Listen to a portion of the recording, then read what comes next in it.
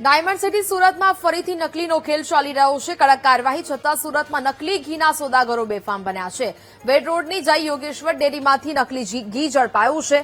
વનસ્પતિ ઘીમાં સોયાબીન તેલ અને હળદરનું મિક્સિંગ કરવામાં આવતું હતું। બ્રાન્ડેડ ઘીના નામે નકલી ઘી વેચાતા આખા નેટવર્કનો પર્દાફાશ થયો છે। પોલીસે યોગેશ્વર ડેરીના માલિકો સામે ગુનો નોંધી સમગ્ર મામલે તપાસ શરૂ કરવામાં આવી છે।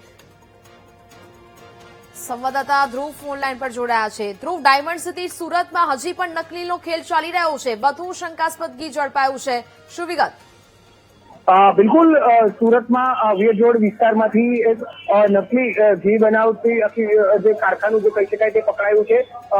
જય યોગેશ્વર ડેરી જે છે ત્યાં આ નકલી ઘી બનાવવામાં આવતું હતું અને વનસ્પતિ ઘીમાં સોયાબીન તેલ અને હળદર મિક્સ કરીને આ ઘી બનાવવામાં આવતું હોવાનું સામે આવ્યું છે। આ અંગેની માહિતી ચોક બજાર પોલીસને મળી હતી અને તેના જ કારણે ચોક બજાર પોલીસે ત્યાં રેડ કરી હતી। જય યોગેશ્વર ડેરીમાં રેડ કરતા જે છે તે આખું આ નકલી ઘી બનાવવાથી આખી ફેક્ટરી જે છે તે પકડી પાડવામાં આવી છે અને સાથે મોટા પ્રમાણમાં મુદ્દામાલ પણ જપ્ત કરવામાં આવ્યો છે।